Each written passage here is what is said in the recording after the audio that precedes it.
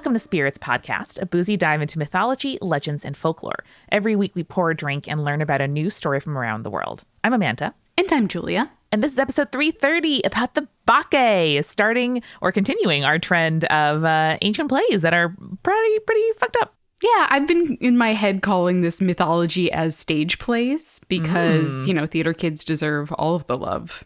I'm looking at my childhood self and I'm being like, hey, theater nerd, you deserve love too. And I want to give it to you. Hell yeah. So as you mentioned, Amanda, we're going to be talking about the Bacchae or the Bacchae, written by Euripides, though it wasn't actually performed until Euripides passed away in 405 BCE. So it was performed posthumously and was either directed by his son or his nephew. No one's they didn't keep track about who did it, but all we know is Euripides wrote it. They performed it after he died. And it is genuinely considered one of his greatest works, if not one of the greatest tragedies ever written. So keep that in mind as we go through. The scholars say greatest plays ever written. I love it. And in keeping with my younger theater kid self, saw this when I was 16, when our theater group took a optional trip to London in lieu of a Sweet 16 party. My parents paid for half of it and I paid for half of it. And it was wonderful. And we saw the Bacchae, which was messed up, the National Theater. And it was so fun. Yeah, it is. It's a messed up play. It is a tragedy, and it is not afraid of being a tragedy. And we've most likely mentioned this in our It's All Greek to Me episode on Dionysus, so I'm sure that some of the names and the events will sound familiar to our conspirators. But I really want to dive deep into this one because, again, this is one of Euripides' best works, and to this day is considered just the bomb, just the bomb.com. And I want our listeners, if they haven't gotten a chance to experience it, to at least experience it here on the podcast. Hell yeah. I am not the performer here. You should go see it in real play form if you can, but I will give you the beat for beats here. So let's hop right in, shall we? The play starts off with Dionysus. This is why it's a huge deal for Greek plays in general, is normally the gods are very secondary characters or they're looming in the background, but they're not actually characters in the play. And this is one of the few examples where a god is a primary character in the play. So that is something to keep in mind too as we go forward. So Dionysus kind of starts off the play alone on stage, and he spends the first portion explaining his origin story. And those of you who listen to the It's All Greek to Me episode will be familiar with it, but if you need a little refresher, he talks about how his father was Zeus, how his mother was a mortal woman named Semele, and how the two had a consensual affair, which we have to specify for Zeus because a lot of times it's not. But as we know from just Greek mythology in general, eventually Hera finds out and tricks Semele into making Zeus show her his true divine self, which is too much for her, and she is burned to death by his presence. His divine presence is too overpowering. Classique. However, Semele was pregnant with Dionysus, and Zeus, in order to rescue the would-be god, stitched him into his own thigh. Again, we love an interesting birth story in Greek mythology, and Greek mythology always delivers. Yeah, and again, how thematically resonant is this for Dionysus? Exactly. However, the problem is Dionysus was never actually acknowledged by his mother's house, the House of Cadmus, and they all truly believed that Semele had lied about having an affair with Zeus and rather had a mortal lover who then in turn killed her. So, rough time for Dionysus, who, despite being a god, is having some complex family issues. So Dionysus, having heard the story and having been raised in these faraway lands, has decided to return to Thebes, which is the city-state of the House of Cadmus, to get his revenge for how the House of Cadmus has treated his mother, and for the fact that the House of Cadmus has refused to allow him to be worshipped and has given no sacrifices to him, which is his due as a god, Every which way, this is going to be a tragedy. One, you're denying the true birth of a god, which is never a good thing to do, and you're denying him his sacrifices and his worship, which is, again, not a thing you do, even if this is a new baby god.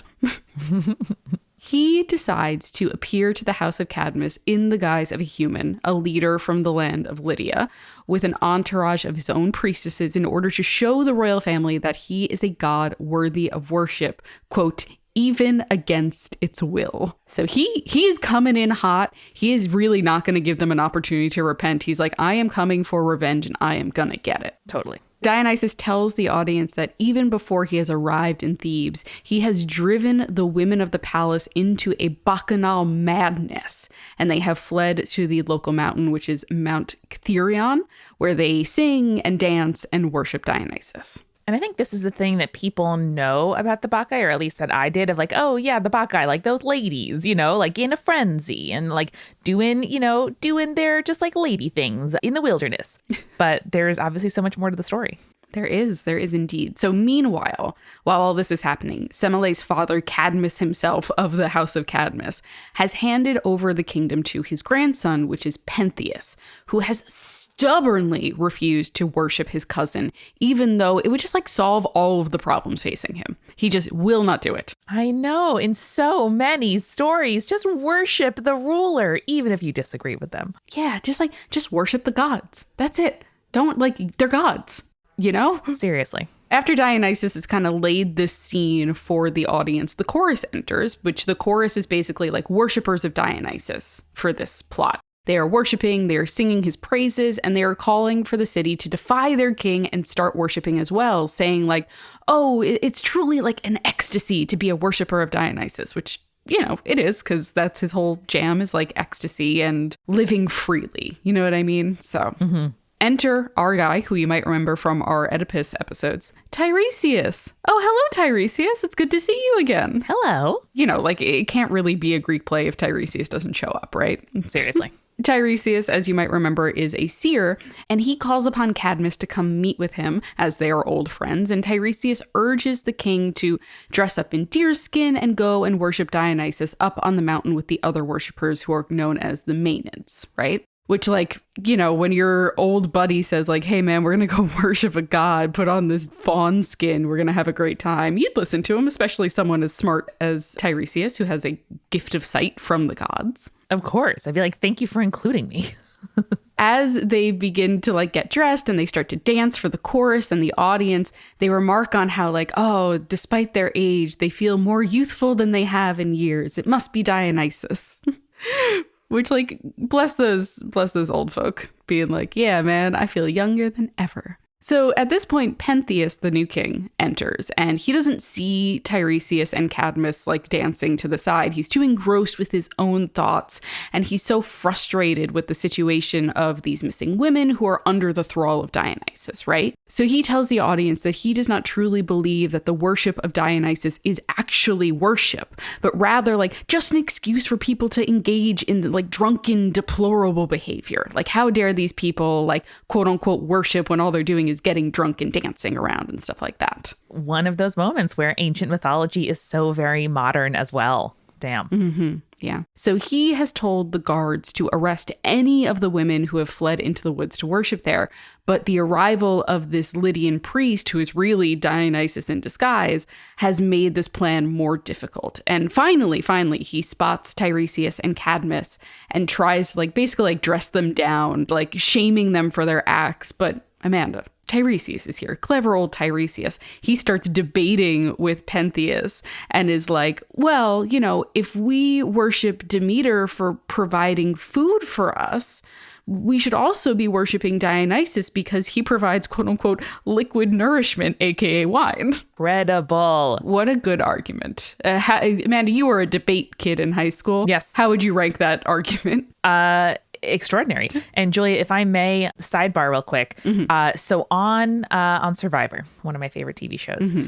there is a rule that tribes and contestants have to be treated equally. So, for example, when they are setting up like a relay race type competition, it wouldn't be fair if half of the field was in the shade and half in the sun. Of course. So that like one team, gets the benefit of like being in the shade as they're competing. And so they set it up to, to have it as equal as possible. And so a contestant who was eliminated this season, at some point someone had like passed out during a challenge, and so they had to like stop the challenge. They like checked on the guy. They have a little like medical umbrella that they put over them to like put them in the shade. Incredible. And gave him a bottle of water as he was like recovering, because he had previously like sustained what they realized was a concussion later. Uh-oh. And so this smart player was like, hey, if Bruce gets a water bottle, can't we all get a water bottle? And so they all got a water bottle. And I was like, amazing. Damn, this contestant is so freaking smart. Like, that is such a good way to be like, I did read the rules. And technically, he got liquid nourishment, so I want liquid nourishment. That's how you play the game, baby. It was brilliant. And I think that this argument, using the rules as written is excellent. And it doesn't surprise me that Tiresias is super on the ball. Yeah, he just crushes it. He also goes on, not only is it the liquid nourishment argument, but he's also like, well, when you think about it, like wine releases pain. It helps bring sleep. It brings joy to those who drink it. Like, therefore, Dionysus must be a powerful god, one of frenzy, one of panic, one of inspiration and of prophecy, and therefore must be respected. I'm into it. Yeah, Tiresias is right. But Amanda, no king has ever truly believed Tiresias, even when he talks. And in classic Greek play fashion, Pentheus threatens Tiresias, which is always a mistake. And the two older men leave, saying that they hope Pentheus's stubbornness will not lead to his destruction. But they're like, but it probably will. Totally. So Pentheus exits and the chorus arrives. They're calling on this minor goddess Holiness to call out Pentheus and be like, hey, look at this guy. He's so sure he knows what God should and shouldn't be worshipped. Man, this guy sure is acting like an idiot and being reckless, huh? So they leave, and a servant leads onto stage Dionysus, who is, again, disguised as a human, and they present him to Pentheus. It turns out that Pentheus has ordered the arrest of this priest, and he had come willingly, even like smiling at the servant who brought him before the king. And the servant is just like thrown off by this because he's never like arrested someone and they were pleased about it. So he's like, I'm only following orders. I didn't want to arrest you. And I'll even tell you, like, the women who we've caught so far from the mountain, they all managed to like seemingly escape through miracles. Oh, so the worshippers of Dionysus can just get out whenever they want, huh? Must be divine intervention or something. But the audience, of course, is getting all this information, but it's not explicitly said to us. The servant also kind of senses that something is up about this stranger and tries to, like, on the sly tell the king, like, maybe you're pursuing the wrong course of action here, sir. But Pentheus is too pleased that he's managed to arrest a priest of Dionysus that he doesn't pay attention to any of the signs that this is, in fact, Dionysus the god himself. Yeah, Julia, I mean, the Oedipus plays and everything else have taught us that no kings listen to advice, basically. Nope. And they really should. They really should. And that's why they all end up dead or with terrible tragedies at the end of these plays. So, of course, Pentheus, like you said, doesn't take any advice. It starts to interrogate Dionysus, who the play refers to as the stranger for most of this, which I think is a very cool name. Yes. He asks him where he's from, why he's there, who gives him the right to preach in Thebes, etc., etc. And the stranger is like, oh, well, Dionysus himself initiated me into his cult. And Pentheus kind of scoffs at that. And he starts like absolutely dissing Dionysus, telling like a twisted version of the birth story. But he seems to like be unable to move the stranger to anger. And so he tells him, oh, well, Dionysus has taught me many rites, like many secret rites. And Pentheus is like, oh, well, tell me about those rites, because I want to hear all like the bullshit that you're preaching.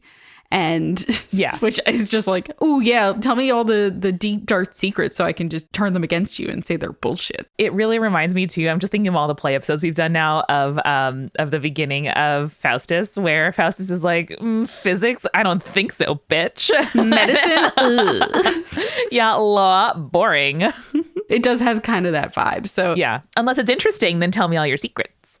Exactly. So Pentheus is like, tell me all your secrets. And the stranger says to him, quote, it is not lawful for you to hear, though it is worth knowing. And I'm like, whoo, that's a good response. Whoa. I'm filing that away. Yeah. So this pisses Pentheus off even more, and he tries to trick the stranger into revealing more, but all he learns from the stranger is that he is unable to, like, learn anything, basically, and so he's just left angry. So he threatens the stranger, much like he did with Tiresias, and, like, this is a running theme where it's just like, when he has no control of the situation, he resorts to violence and threats. And you're like, oh, maybe that's a bad thing to do, my guy. It's a bad thing. Classique. So the stranger says in response that just like, no matter what is done to me, my God will free me and will punish you. And in his anger and feeling powerless, Pentheus does the only thing he can do, which is sentence the stranger to be chained in the stables in the dark. Yep. I guess there's no dungeon or like prison or anything like that. Just stables in the dark. I mean, not pleasant, a lot of smells, a lot of noises. I get it. Mm-hmm. A horse could kick you. Not a fun time.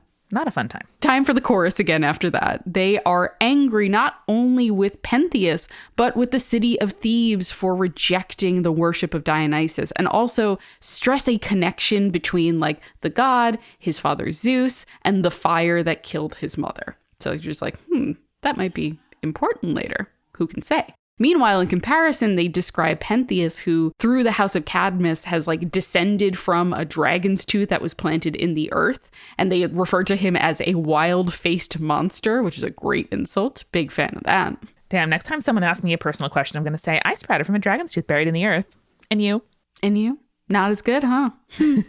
The chorus, who does not know that the stranger and Dionysus are one and the same, then like call upon Dionysus to save their priest, the stranger, and wonder where Dionysus might be in this moment. And they kind of go through like a bunch of places. They're like, oh, I imagine him here. I imagine him there. Oh, maybe he's there. But all they know is like, I think he's coming here. And they kind of leave it at that as the next scene starts. But while they wonder where Dionysus could be, why don't we grab our refill? Let's do it. Hey, this is Julia, and welcome to the refill. Right off the bat, I have to welcome our newest patrons, Jonathan, Jacob, and Cassandrak. Welcome, welcome, welcome. You are like the first flowers of spring, and I am so excited to see you here. You, of course, join our supporting producer level patrons like Alicia, Ann, Brittany, Fruity Chick, Hannah, Jack Marie, Jane, Nieselkins, Lily, Matthew, Megan Moon, Nathan, Phil Fresh, Rico Like, Captain Jonathan, Malachi Cosmos, Sarah, Scott, and Zazie, and of course our legend level patrons, Ariana, Audra, Bex, Chibi Yokai, Morgan, Sarah, Schmitty, and Bia Miupskati. And if you would like to join in on the fun over on our Patreon, including tarot readings and bonus urban legends and recipe cards for drinks every single week, go to patreon.com/spiritspodcast. That is patreon.com/spiritspodcast. I also would love to recommend to you a book that I'm enjoying. I feel like I have mentioned my love for Gothic horror and Gothic novels here on the podcast before. And one of the books that I read recently that I really, really enjoyed, that was just like really up that kind of Gothic horror alley, was The Secrets of Hartwood Hall by Katie Lumsden. It really was just like a very pleasant surprise. It hit all of the angles that I was hoping for. The twists were not what I thought they were going to be, but I really still super enjoyed it. And there's a little like gay surprise at the end of the book. You got to stay around for that. It's going to be a delight. So check that out, and check out all of the books that we recommend by going to spiritspodcast.com/books, and you can pick up and support your local independent bookstore because it is on bookshop.org, one of our favorite websites. Now, if you're listening to this, you might have heard people say something along the lines of, oh, podcasting is easy, right? You just talk into a microphone, super simple, and then you put it out and people listen to it. It's not. No one describes exactly how to get one going or how to grow or how to avoid the complicated pitfalls that might stall a project. And if you're wondering, hey, I want to start a podcast, but I don't know the answers to those questions. That is why Multitude is offering classes for podcasters by podcasters. Over the course of 4 weeks, you'll learn from weekly instruction, hands-on homework, and lots of valuable feedback from your instructor and classmates in our online classroom. And if you feel like maybe, I'm not sure I can commit to an entire class, we have the Multitude Extension School, which also offers comprehensive one-day seminars. So you can learn more about the dates, curriculum, and technical details, or just register today by going to multitude.productions/classes. That is multitude.productions/classes. I think that maybe you might only be halfway listening to what I'm saying to you right now, and that's fine. I get that. Sometimes I just put podcasts on in the background just to have someone's voice in the room with me, but it's time to tune in right now. Hey, listen, I'm right here. I want you to take a second to be mindful about how you feel right at this moment. So take a deep breath. What's top of mind for you right now? If you're feeling stressed or anxious, I want you to keep listening so that I can tell you about Calm. Calm helps you stress less, sleep more, and live a happier, healthier life. Their guided meditations, sleep stories, relaxing music tracks, and daily movement sessions are all designed to give you the tools you need to improve the way that you feel. And over 100 million people around the world use Calm. If you've never meditated before, if you are looking to get into that, if you're just looking to take a moment to be a little bit more mindful during your day, you can get all the support you need to reduce stress, improve focus, and uplift your mood. And of course, we love to talk about their sleep stories. They will help you drift off quickly so that your brain can recharge at night. And they're also great for getting kids to calm their minds at night, so you can rest assured that they're sleeping when they need to. I love putting on those sleep stories, and I've also started using their guided meditations in the mornings to kind of like get my day started in a mind space that will help me feel good for the rest of my day. I love Calm, and Calm's got everything you need for a happier, healthier you. And for listeners of the show, Calm is offering an exclusive offer of 40% off a Calm premium subscription at calm.com/spirits. Go to calm.com/spirits for 40% off unlimited access to Calm's entire library. That's calm.com/spirits.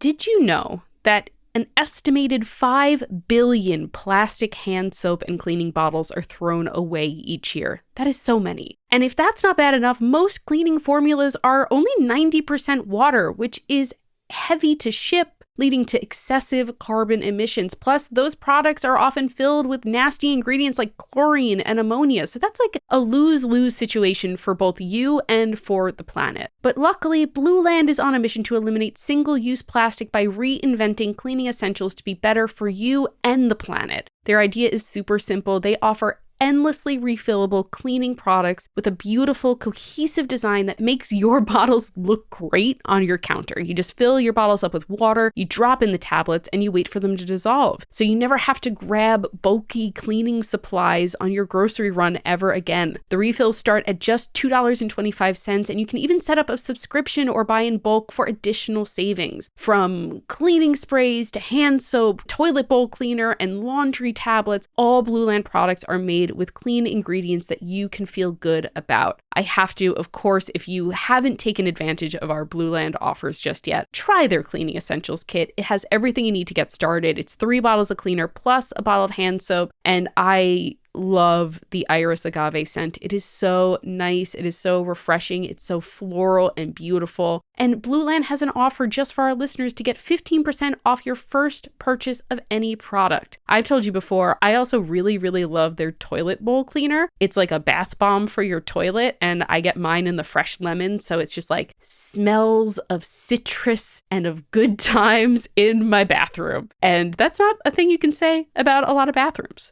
So to get 15% off your first order, go to blueland.com/spirits. You won't want to miss this. It's blueland.com/spirits. That's blueland.com/spirits. And finally, this episode is brought to you by BetterHelp. Getting to know yourself can be a lifelong process, especially because we are always growing and changing. Like I've said before, I'm a different person than I was when I was 28, when I was 25, when I was 21, when I was 18. And therapy over time has allowed me to explore the different changes and needs that I am going through as I become a different person. And if you are looking to give therapy a try, BetterHelp is a way for you to connect to a licensed therapist who can take you on that journey of self-discovery wherever you are. I know that I have benefited from therapy, and in times where I was looking for a new therapist, it was really, really difficult to find. And if you are looking for a therapist and there's not one in your area, or there's just not someone who is specializing in the things that you need to talk about, BetterHelp is a way for you to connect to that licensed therapist. So if you're thinking of starting therapy, give BetterHelp a try. It's entirely online, designed to be convenient, flexible, and suited to your schedule. Just fill out a brief questionnaire to get matched with a licensed therapist and switch therapists at any time for no additional charge. Discover your potential with BetterHelp. Visit betterhelp.com/spirits today to get 10% off your first month. That's betterhelp.com/spirits. And now let's get back to the show. All right, so we are back from the refill, and here's my hot take, Amanda. I have a hot take about cocktails for you. Yeah. More cocktails should have red wine floaters. Oh, Julia, I think you're totally right. A little bit different, but this weekend I had a cocktail involving whiskey and like a peach sour beer. Ooh. And it was so good. And the whiskey really undercut the sweetness of the sour, and like the little funk from the beer really hit with the rye. It was awesome. And I think red wine floaters are criminally underutilized. I agree. I mean, the most famous is the New York Sour, which is fine. I'm not like a huge fan of a New York Sour, but it's fine. We could do so much more together. I know. But today, Amanda, I have brought the Penitent Punch, which is kind of similar to a Devil's Margarita, which is basically like a margarita with a red wine floater, which sounds amazing. But the Penitent Punch has tequila, vodka, and red wine. So you know Dionysus would be all about this, right? Yeah, that seriously packs a punch, I bet. Yeah. And conspirators, if you have a favorite cocktail with a red wine floater, please send them my way. I want to experiment more with them. And oh yeah. Oh boy, I just want them real bad. So we left off with the chorus being like, I wonder where Dionysus is. Well, they don't have to wait too long, because in that moment, there is a flash, and the chorus hears the voice of Dionysus, who tells them that their prayers for justice will be answered. He then summons an earthquake that collapses the entire palace, and then summons flames, and the tomb of his mother flares up with those flames. So there's a lot going on. There's a lot of miracles happening here. And it's very like, whoa, big moment, God is here kind of thing. Dionysus then enters, still disguised as the stranger, and calls for the women of the chorus to rise. The women greet the stranger as though they know it's Dionysus himself in that moment, but then revert back to treating him as though he's simply one of the priests.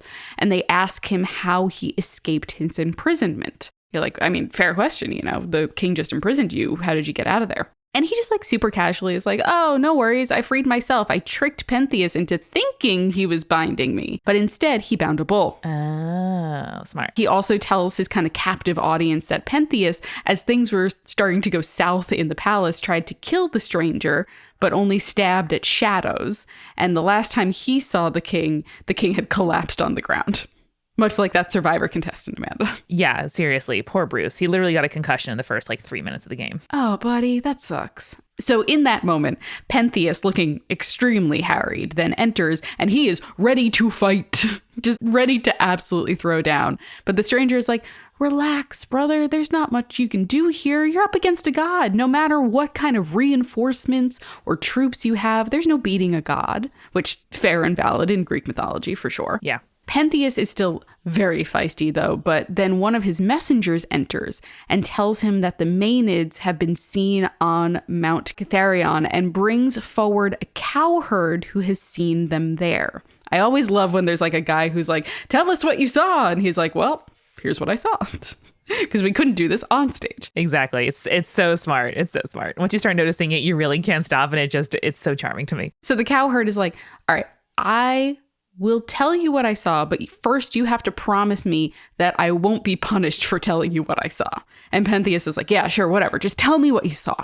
So the cowherd starts telling him about the women that he saw, including Semele's sister, and Pentheus's own mother. And they were all like sleeping out in the open air of the mountain. And when he first saw them, they didn't seem like they were drunk or were like misbehaving at all. But when the sun began to rise and they heard the cowherd's cows in the distance, they like ecstatically rose. They let their hair down, which is scandalous during ancient Greek times. This is a reminder. Letting your hair down means you're like being unbound by society, basically. And they put on deerskin dresses. And these are all like representations of the worship of Dionysus. Particularly the fawn skin is a big like Dionysus thing, in case we forgot about that. Also, can I say, looks great on all skin tones. Looks That's great true. on all bodies. Looks great on all people. I think more faux fawn skin for me. I'm into it. So the cowherd continues saying that he saw them playing with woodland animals, even suckling wolf cups, which is crazy. I love that. I know. And they would like tap rocks, kind of like you would tap a tree for sap, from which milk, honey, and wine would flow out of the rocks, Amanda. The rocks! Incredible. And like, I know there are so many allusions to the Bacchae in Jane Campion's Top of the Lake, which is like one of the best sort of like true crimey, mystery-y, but like lots of stuff going on, miniseries, like TV series. And there is a sort of like, you know, women who have been hurt by men sort of retreat and like feminist, you know, retaking of Back to the Land-ish, which like in New Zealand has a lot of different politics. It's very complicated. But this scene really reminds me of that, where, you know, you have everything you need and the land provides for you when society won't. Yeah, and that is absolutely the case with Dionysus and his worshippers here. But the cowherd tells Pentheus, this is kind of the wrinkle of the situation, that they tried to capture the king's mother to return her to the king. But when they tried to ambush the group, the Maenads attacked the men and their cows. And while the men were able to escape, the cows were torn to pieces by the Maenads' bare hands. So that is just like where these women are at right now. They're like, we will tear up living things with our bare hands. Yeah, seriously. So the cowherd then begs Pentheus to acknowledge Dionysus's divinity, but of course, Pentheus ignores him, too focused on, like, again, this wantonness of the god's worshippers, right? So he decides the best course of action is to simply kill all the worshippers who have taken to the mountain. Obviously, that's the best way to do it. That probably won't have any sort of ramifications whatsoever.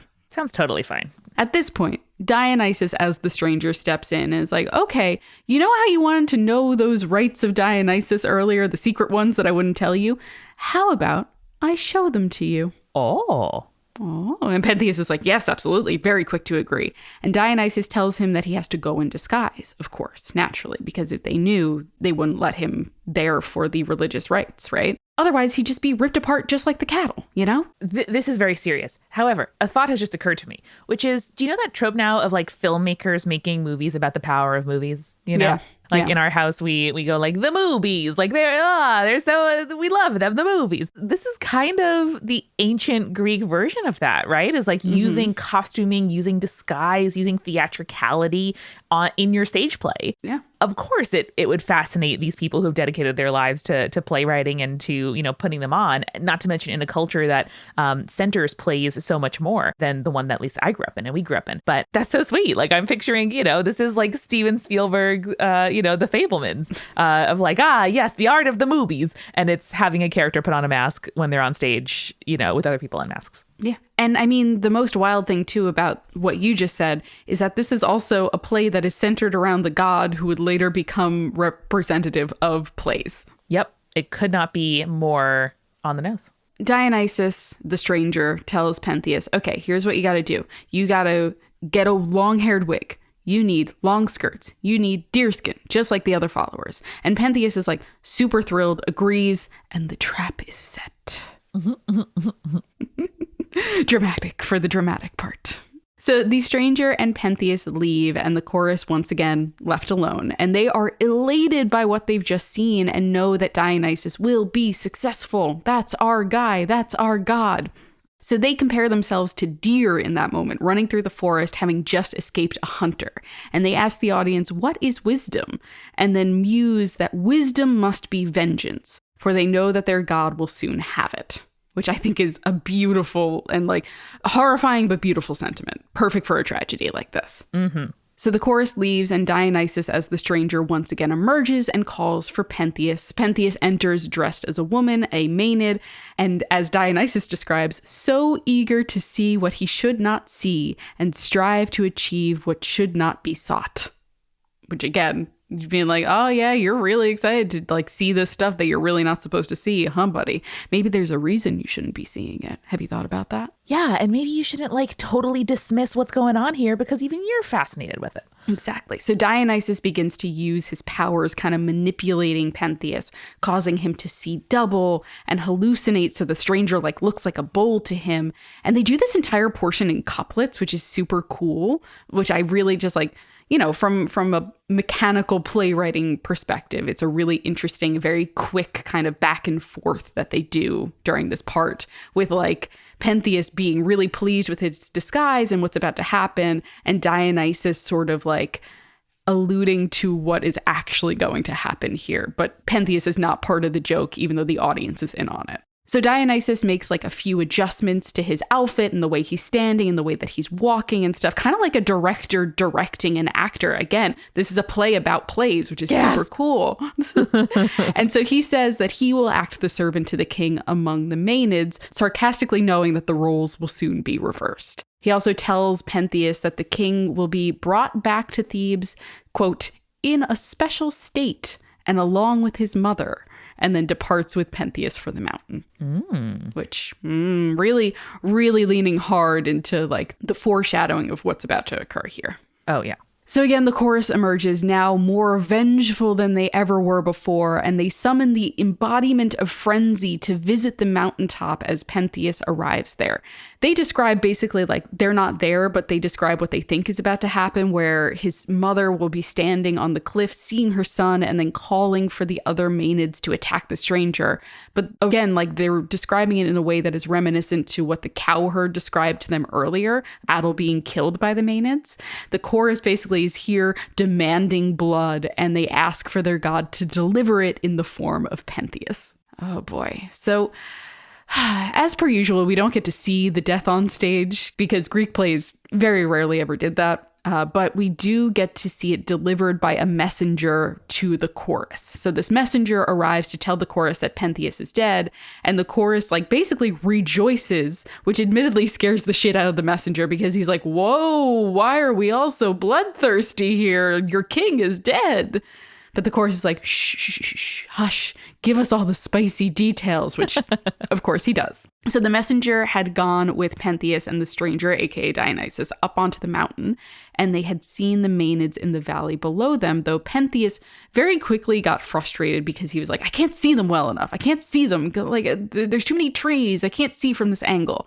And so he's like, I'm going to climb the cliffs to find a tree to perch in so I can see them in action. And the stranger's like, that sounds dangerous, my guy. Why don't I just do this for you instead?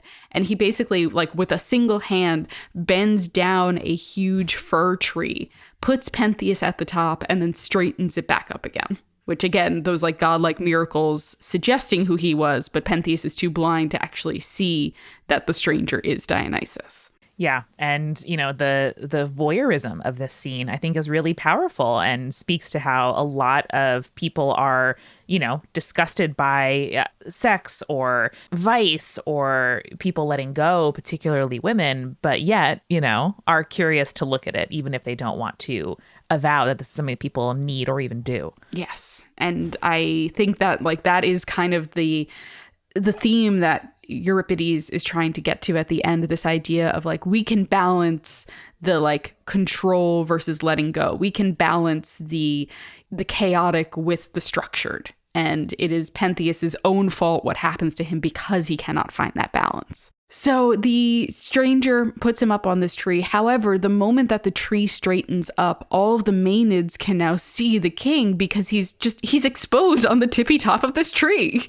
Like if you think about it, a fir tree is very conical and he's stuck at the top. So he's like very clearly not hidden by the branches. And in this moment, the stranger all of a sudden disappears, and a voice from the heavens calls down to the Maenads, telling them that Pentheus is their enemy and must be destroyed. And again, much like there was in the palace, it's accompanied by this like fiery glow that signals that, oh, Dionysus is here. So Pentheus's own mother is the one that leads the Maenads in attacking Pentheus, as the Maenads froth at the mouth and have wild eyes, and they're trying to reach Pentheus at the top of this tree. They're attempting to like throw stones at him to knock him down, but he's too high to reach. And then they try to like tear the tree out from the roots, but they find that they're not strong enough. And finally, to get to him, they grab the tree and they shake it, which dislodges the king. So he falls to the ground helpless, and he attempts to persuade his mother not to attack him, begging for her to recognize him and forgive him for doubting in Dionysus. In classic Greek tragedy form, it's like, oh, I'm sorry, my bad, please don't let anything happen to me. Too late. But his mother, again, in that sacred madness of Dionysus, grabs his arm and rips it out of the socket, and soon enough the rest of the women tear his body into pieces and scatter him across the mountain. And that is the end of Pentheus.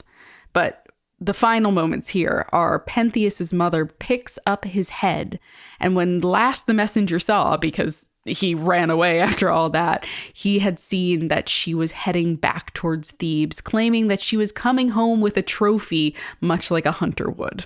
Incredible. So the messenger then hustles off because he doesn't want to be there when the women return, and the chorus reflects on, while they're happy that Pentheus is dead, the manner of his death is admittedly really fucking horrifying.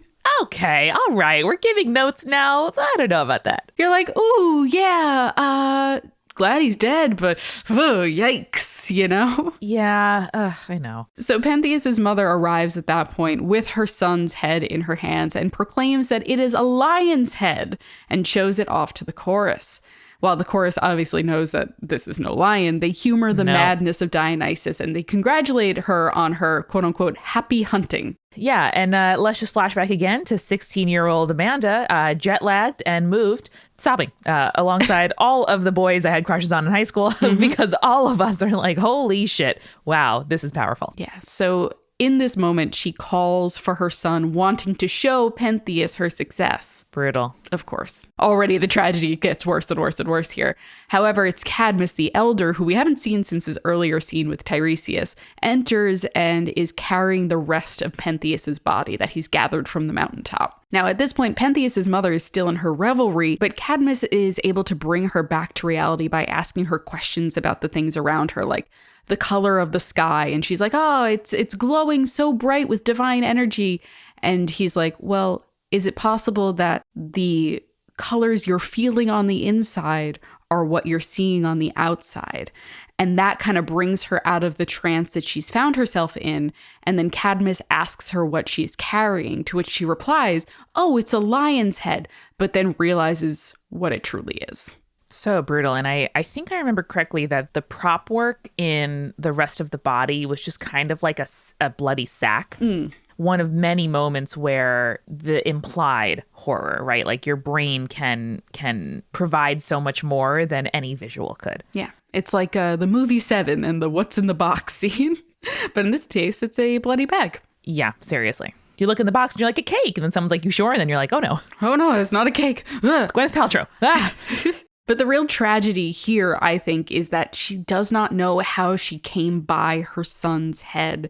And it's Cadmus that has to tell her, oh yeah, you're the one who did this to him. Brutal. And at this point, the two are mourning for Pentheus, and Cadmus in particular laments that Pentheus has to pay for the sins of the family, for how they treated Semele and how they denied Dionysus. And at this point, our boy Dionysus then appears on stage in his true divine form, the stranger no longer, and tells both of them what will happen to the house of Cadmus.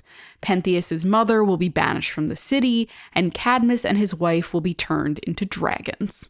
Cool. I mean, could be worse. Could be worse. But he's also like, listen, you're going to get turned into dragons. You're probably going to like rage across the Greek countryside for a while, but don't worry. Ares is going to rescue you at some point, and he'll bring you to a peaceful land eventually. And so Cadmus and his daughter kind of exchange these emotional goodbyes and they depart for their own twisted fates. And the chorus has a final song. They sing about the power of the gods, but it's a little bit like, honestly, unremarkable because Euripides has used the same ending, the same coda in like 3 other plays. So you're just like, all right, yep, the gods are good and you should worship the gods. Thank you, Euripides.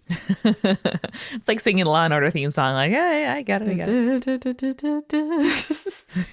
So you might be wondering in listening to this episode and like listening to a play like this, what is up with all these like people doubting Dionysus and his godhood, right? Like, you know what, Julia? I was wondering that. Yes, because like as we study it now, we're like Dionysus is solidly a part of the Greek pantheon. But when Euripides was writing this play, it was just as Dionysus was being introduced to Greek religious life. Because Dionysus was, as we've kind of talked about, a bit of a late addition to the pantheon. And he represented like a truly chaotic presence compared to the ordered and structured god and goddesses of the pantheon. Or as ordered basically as the Greek god and goddesses can be in Greek mythology, because they're chaotic bitches. Yeah, for sure. So where these other gods represent like control, Dionysus is this freedom and release, like I mentioned earlier. And with this play, Euripides is saying that such a force needs its own space in the religious life of the Greeks, that the irrational has to coexist with the rational. And to deny it is to fall into the same fate as Pentheus, which is losing control and ultimately dying by the hands of the gods, you know? Yeah. And, you know, Euripides is really talented because he gets all this across by framing it as a family drama, which, of course, the Greeks fucking loved. The Greeks love a family drama. Yeah, there's nothing that hits harder, it seems, to Greek audiences, or at least Greek playwrights, than like the loss of a whole house. Yeah. Like that is, you know, I think especially for a culture obsessed with like, you know, lineage and permanence and raising monuments and, you know, carving their names on the surface of the world. That is really fucking serious. And for most of human history, you know, you live and die with the goal of making things slightly less precarious for the ones that come after you. Yeah. So I think this is like a great play. If you have the opportunity to go see it, please do. Like the language even translated is extremely beautiful. The scene where I told you guys about earlier where they're talking in couplets and finishing each other's rhymes basically is a fabulous scene to see live, or at least to see like a filmed performed version of it.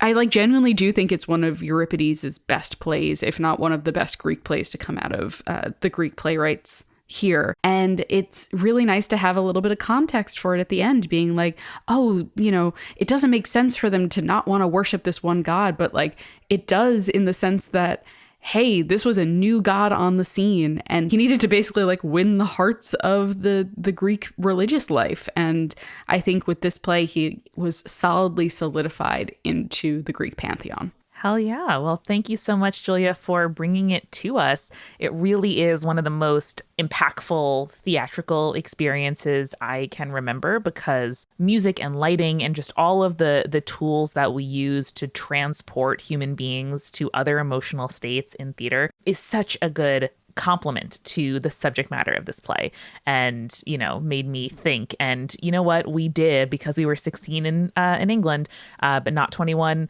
in, like, some of us were 18, some of us were 16. Anyway, we did drink red wine after we got home to the hostel illegally with our teacher not knowing, and our parent chaperones not knowing, because, you know, what more do you do after watching a play about Dionysus? Of course. And listeners, next time you are frolicking on the mountain wearing your deerskin outfits, remember, stay creepy. Stay cool.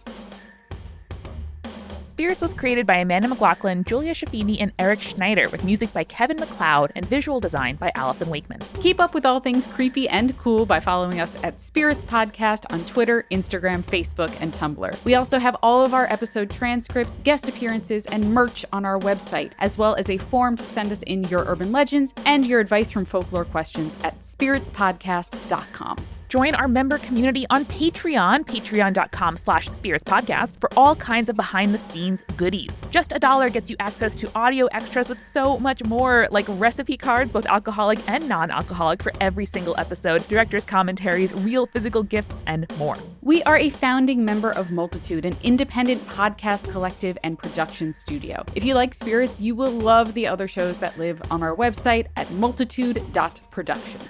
Above all else, if you liked what you heard today, please text one friend about us. That's the very best way to help keep us growing. Thanks for listening to Spirits. We'll see you next week. Bye.